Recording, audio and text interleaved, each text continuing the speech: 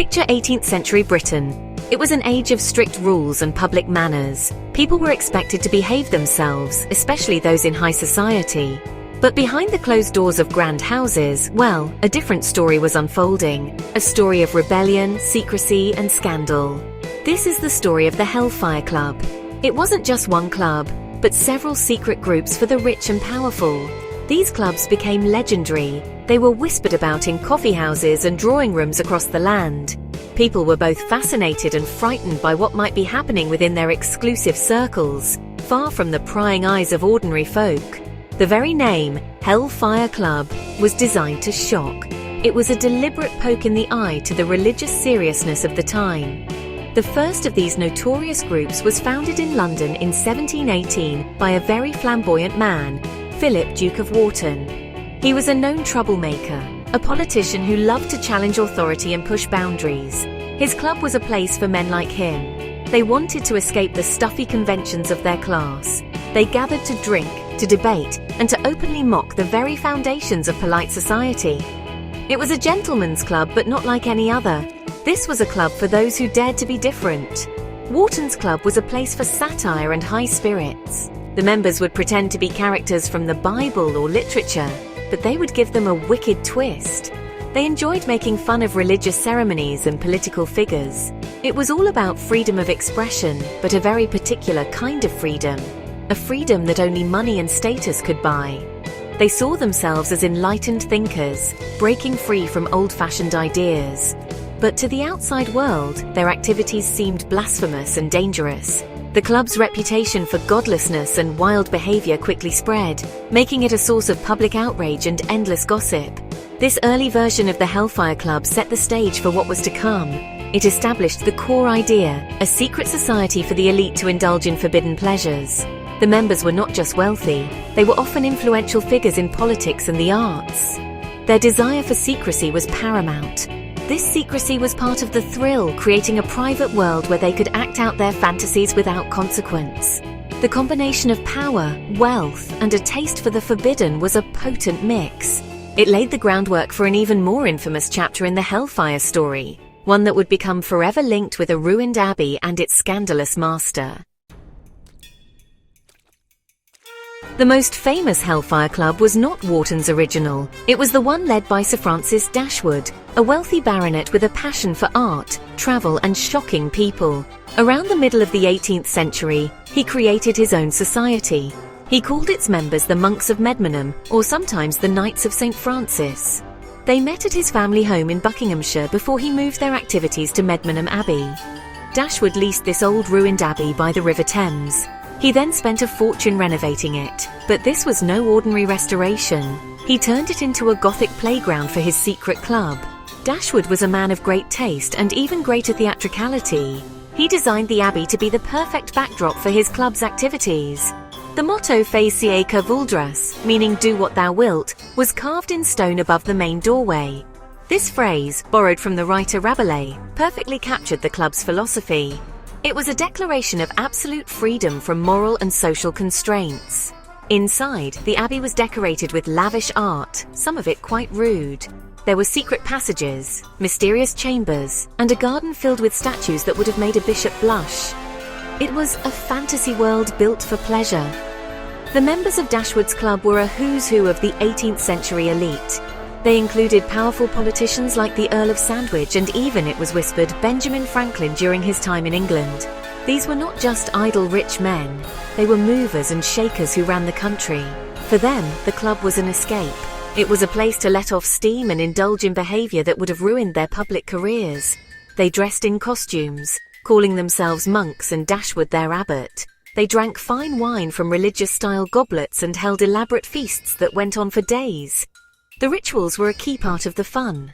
While rumors of satanic worship were probably exaggerated, the members certainly enjoyed mocking religious tradition. They held playful, pagan-style ceremonies in the caves Dashwood had excavated nearby.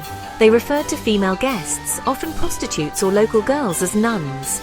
The entire enterprise was a grand piece of theatre, a two-fingered salute to the establishment by men who were, ironically, at its very heart.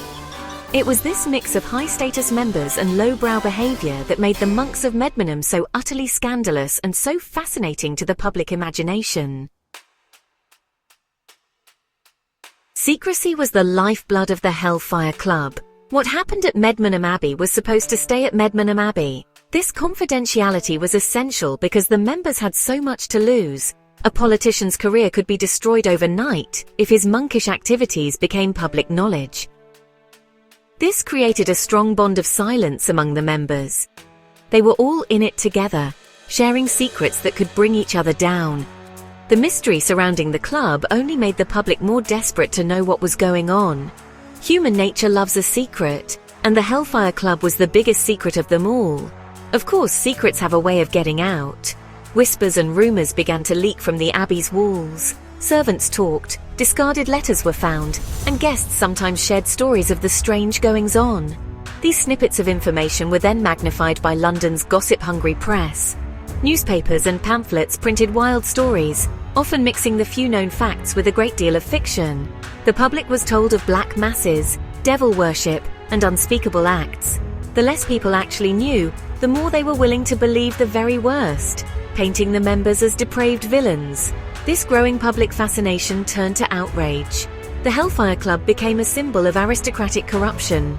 For ordinary people struggling with poverty and hardship, the idea of powerful men indulging in such decadent and seemingly immoral behavior was deeply offensive. The club represented everything that was wrong with the ruling class. They were seen as arrogant, godless, and completely out of touch with the common person. This public anger was a powerful force. It put pressure on the members and made their secret gatherings far more risky. The fun was beginning to have serious consequences outside their private world. The scandal reached its peak when a politician named John Wilkes, himself a member, used his knowledge of the club to attack his political enemies, including fellow member the Earl of Sandwich. Wilkes published parts of an indecent poem that had been read at the club, causing a massive public uproar. This act of betrayal broke the code of silence. It dragged the club's secret activities into the harsh light of public debate. The scandal confirmed people's worst fears and made it impossible for the club to continue as it had. The secrecy was shattered, and with it, the magic of their private world began to fade. The Hellfire Club's downfall was caused by a perfect storm of problems. The public scandal ignited by John Wilkes was a major blow. It made being a member a dangerous liability rather than a private amusement. Politicians feared being associated with the club, worried that their reputations would be permanently stained. The intense public scrutiny meant that the members could no longer do what they wilt without fear of exposure and ruin. The fun had gone out of the game. The rebellion that once felt thrilling now seemed reckless and foolish in the face of widespread condemnation from the society they belonged to. At the same time, the club was rotting from within. The close-knit group of friends began to fracture. Political disagreements and personal rivalries soured the atmosphere. The very men who had once shared jokes and wine at Medmenham were now attacking each other in Parliament and in the press. The spirit of unity and playful rebellion was replaced by bitterness and betrayal. Sir Francis Dashwood himself became more involved in mainstream politics, leaving less time for his role as the abbot. As members grew older and their priorities changed, the club simply lost its energy and its purpose. Society itself was also changing. The mid-18th century's raucous, freewheeling spirit was gradually giving way to a more sober and moralistic age. The rise of Methodism and the evangelical movement brought a new emphasis on piety and respectable behavior. The wild antics of the Hellfire Club began to look not just scandalous, but terribly old-fashioned. A new generation of aristocrats had different interests. The world was moving on, and the Hellfire Club, a product of its specific time and place, was being left behind. By the late 1760s, the monks of Medmenham had all but disbanded. Yet the story of the Hellfire Club did not end there. It survived in the public imagination, becoming a powerful legend. The club's name became a shorthand for aristocratic excess, secret societies, and rebellion against convention. The tales of their parties and rituals, embellished over time, have continued to fascinate writers, historians, and conspiracy theorists for centuries. Today, the Hellfire Club stands as a potent symbol of a hidden world of privilege and pleasure. It reminds us that behind the formal portraits and official histories, the past was often a much wilder, stranger and more scandalous place than we might think.